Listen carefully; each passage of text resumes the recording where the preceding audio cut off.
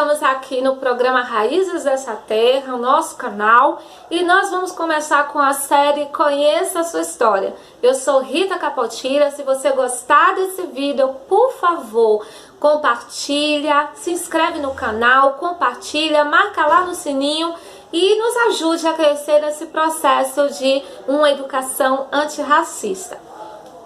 No vídeo de hoje, eu vou falar para vocês sobre a influência dos povos indígenas e dos povos africanos nos festejos juninos. Bom, ao contrário do que nós encontramos na maioria dos nossos livros didáticos, há muito mais história do que a gente imagina sobre a influência desses povos nos festejos. Primeiramente, a gente tem que voltar ao tempo da colonização para entender melhor esse processo. Quando os portugueses invadiram o Brasil, já existiam aqui alguns outros europeus, isso a gente já sabe. Mas eles perceberam que para explorar as terras brasileiras, eles precisavam começar a colonizar o país. E nesse processo de colonização, eles mandaram chamar alguns religiosos, porque eles acreditavam que era necessário subjugar a cultura dos povos nativos à cultura do povo europeu. Bom, então o que foi que eles fizeram? Vamos usar da religião para fazer com que os povos nativos absorvam a nossa cultura. E dessa maneira, assim foi feito. Vieram vários religiosos morar, viver aqui em terras brasileiras, e eles fundaram o que eles chamaram de aldeias. Então, o termo aldeia é um termo europeu. E essas aldeias eram, na realidade, povoados onde viviam esses religiosos, principalmente os jesuítas. Os jesuítas começaram, então, a ensinar a língua portuguesa para esses índios, esses indígenas. E esses indígenas, por sua vez, ao contrário do que mostram os nossos livros de história na escola, eles demonstraram total resistência à cultura europeia. Bom, como que a gente sabe disso? A gente vai buscar alguns registros históricos para demonstrar a resistência desses povos indígenas. Como eu vivo na Bahia, eu busquei alguns registros históricos relativos aos povos daqui da Bahia. Então eu vou falar de um aldeamento onde era formado basicamente dos indígenas tupinambás e vou falar também de um aldeamento onde viviam os povos no sertão, o povo Quiriri, a nação Quiriri. Bom, em 1750, mais ou menos, os portugueses, os europeus, eles já estavam bem chateados porque não conseguiam fazer com que os nativos absorvessem a cultura europeia. Então, o que foi que eles fizeram? Eles começaram a se chatear e começaram a determinar alguns agentes civis para tomar conta desses aldeamentos, tá? Que mais tarde iriam virar vilas. Então, um desses registros feitos por esses agentes, eu separei aqui. Tá aqui meu caderninho de anotação. Então, o Francisco Xavier de Mendonça Furtado, que era o governador de Grão-Pará e também do Maranhão, que ele foi governador entre 1750 e 1759, ele foi um dos primeiros a fazer em leis onde diminuíam, digamos assim, o poder de tutoria desses jesuítas com os povos nativos. Então, gradativamente, a coroa portuguesa começa a retirar desses religiosos o poder que eles tinham sobre a educação dos nativos. Então, a partir daí, começam a surgir várias leis e até mais ou menos 1758, já haviam se espalhado por todo o território de ocupação dos europeus essas leis que diminuíam o poder de tutoria desses religiosos sobre os indígenas. Mas o que a gente encontrou? Existem muitos, esses agentes, eles passam então a escrever para a coroa portuguesa sobre a vida nessas aldeias, como é que viviam esses indígenas, o que é que os jesuítas estavam fazendo, os outros religiosos estavam fazendo, porque a gente tem que lembrar que os jesuítas foram a principal ordem a vir para o Brasil, mas existiram outras, como os franciscanos e outros religiosos, mas os jesuítas vieram em maior quantidade. Quando esses jesuítas começam a ser fiscalizados, então começam a surgir os primeiros registros sobre a vida nessas aldeias. E aí eu separei alguns registros feitos sobre 2 aldeias aqui da Bahia, tá? O primeiro registro foi feito por José Gomes Ribeiro em 22 de abril de 1759. Nesse registro, o José, ele começa a relatar para a coroa portuguesa que a maioria das pessoas que viviam na aldeia de Natuba, no sertão da Bahia, era formada basicamente pelos indígenas da nação Quiriri. Ele começa a relatar que esses indígenas, eles se mostravam muito arredios à cultura europeia. Eles não queriam se vestir, então assim, eles tentavam colocar as roupas neles, eles tiravam, eles arrancavam. Então eles usavam às vezes só o short, as mulheres às vezes não usavam nada, tiravam as coisas. A maioria deles não lia, não escrevia, não queria saber de aprender a escrita portuguesa, a língua portuguesa, então dava muito trabalho. E alguns poucos homens que aprendiam essa língua, eles iam dando algumas atribuições, alguns cargos, algumas funções. Só que ele fala uma coisa muito interessante. Nesse discurso, nessa carta que ele manda para a coroa portuguesa, ele retrata a resistência das mulheres quiriris. Então ele fala que haviam até alguns homens que falavam alguma coisa, porém as indígenas, gente, quiriri, simplesmente ignoravam a língua portuguesa. Elas mantinham-se falando a língua nativa, que elas chamavam de quiriri. Olha que coisa interessante, né? Então, esse relato sobre a aldeia de Natuba nos serve para mostrar que havia sim uma grande resistência dos povos nativos com relação à cultura do povo europeu.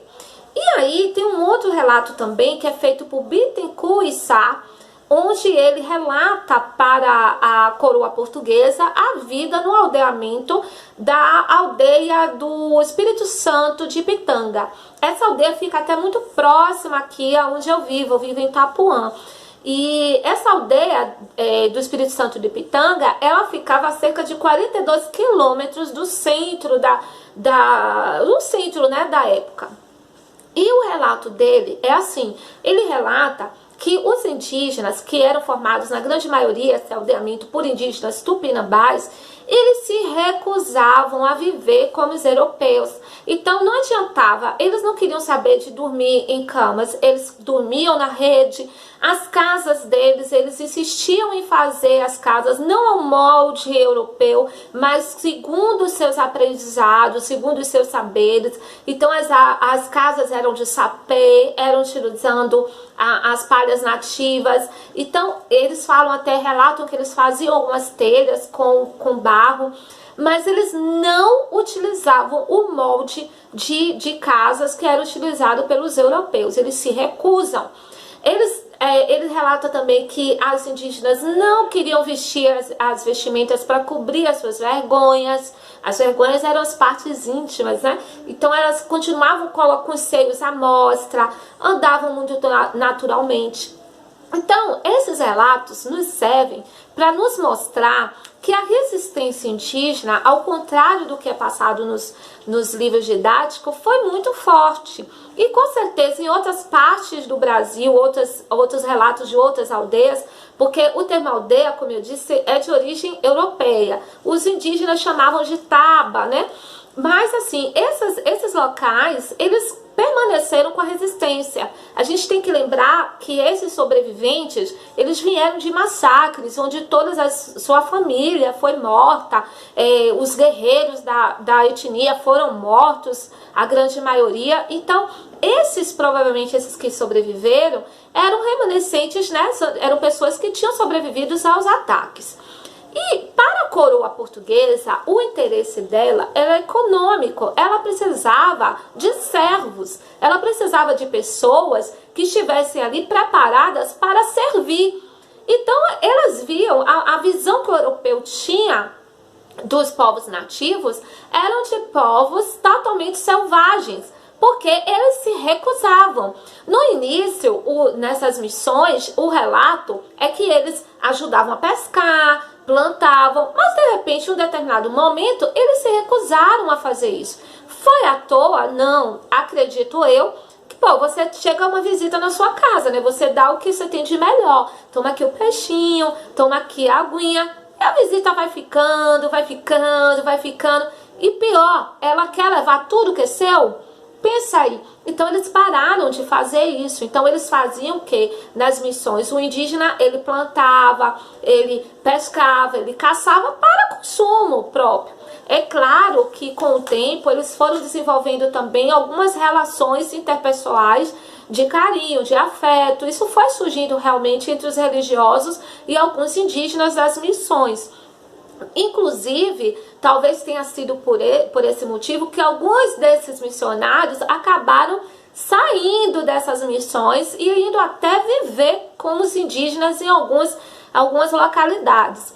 Bom, tudo isso deixou muito chateada a coroa portuguesa, que passa então a trazer esses agentes que iriam estar passando ipsiliter para a coroa da vida aqui nas colônias.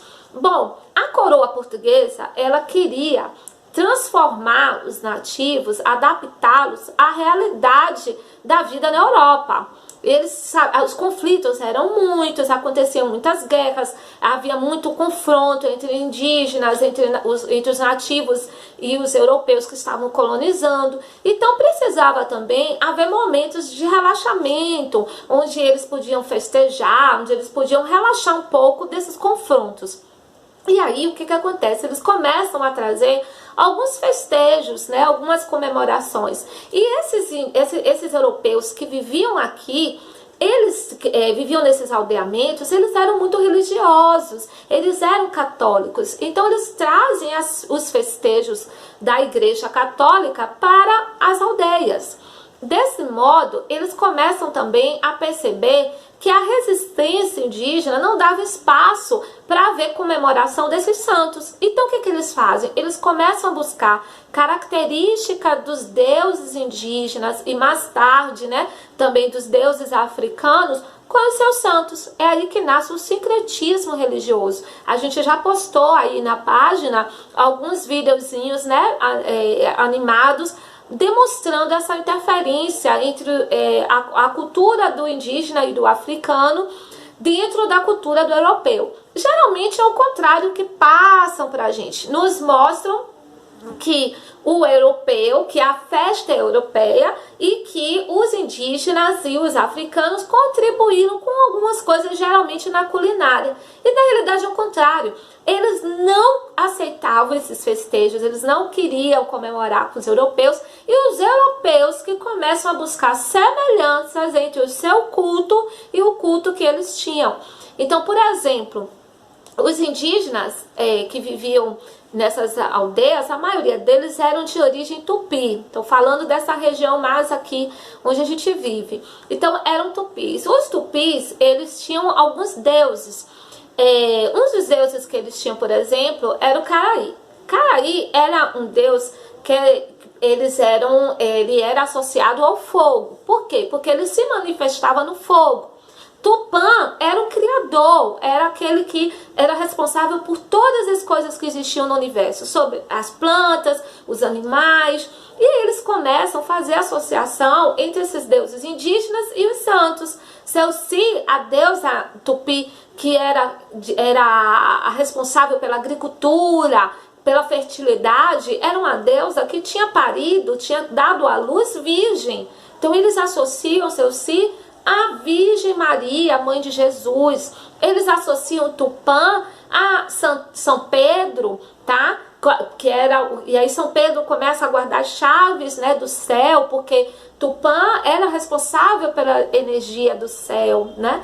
Então, e tudo mais que regia no universo. eles começam a associar Caraí a elementos do São João, por exemplo, comparando a fogueira. Então, a fogueira de São João que Ana fez para chamar a atenção de Maria quando João Batista nascesse, passa a ser relacionado a esses elementos indígenas. E aí os indígenas passam a participar também dos festejos, mas cada um referenciando aos seus deuses. Claro que com o passar do tempo, esses elementos vão se misturando e vão formando o que a gente chama hoje de sincretismo religioso. A mesma coisa vai acontecer depois com os negros.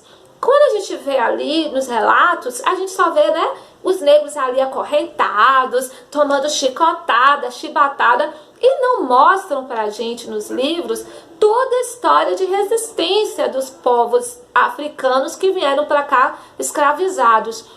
E a gente sabe, por exemplo, que uma das formas de resistência desses povos foi, por exemplo, os quilombos. Os quilombos, acho que é a principal representatividade da resistência dos povos africanos. E esses povos que vieram para cá, eles também tinham seus próprios deuses, eles também tinham suas próprias crenças, tinham seu modo de ver, eram nações, tinham seus reinados, tinham todo um modo de vida, como a gente viu no vídeo que a gente já postou aí na página, né? Então, eram muitas influências que eles trouxeram lá dos seus reinados para aqui. E quando chegaram aqui, os europeus também tentaram fazer a mesma coisa, tentaram apagar a cultura desses povos. Mas a resistência dos africanos era tão forte que a única alternativa que os europeus tiveram foi associar os seus santos católicos aos deuses africanos. É por isso, por exemplo, que a gente tem, por exemplo, Xangô, que passa a ser associado pelos europeus com São Pedro. Por quê? Porque Xangô, ele era o responsável assim, pelos raios, pelos trovões, e aí ele passa a ser associado a São Pedro, que dentro da esfera católica tem essa governança dos céus, né? Dos elementos do céu, do mar. E a gente vai vendo também, por exemplo, a associação de Iemanjá com Santa Maria, né, com a Mãe de Jesus, e assim a Nossa Senhora, Ogum associado a Santo Antônio, e assim vai nascendo o sincretismo. Então é muito importante que as nossas crianças elas saibam que não foi o europeu que determinou a cultura do nosso país, mas que essa cultura se formou principalmente por conta da resistência desses povos, do povo indígena e do povo africano. Então a história ela precisa ser revista aí em vários aspectos. E aí os nossos festejos juninos tem muitos elementos desses deuses, tem muitos elementos dessa cultura que geralmente a gente passa assim numa frasezinha, duas frases. A influência dos povos indígenas africanos nas festas juninas está na culinária e tal. E tem muito mais coisa. A influência, principalmente, é a demonstração da resistência desses povos a essa cultura que os europeus queriam determinar sobre as culturas ancestrais do nosso povo. Então tem muita história por aí e você precisa conhecer a sua história. Conte conosco, tá bom? Se você gostou do vídeo, por favor, se inscreve no canal, compartilha e não se esqueça de apertar ali o sininho para que a gente possa continuar com esse projeto. Valeu!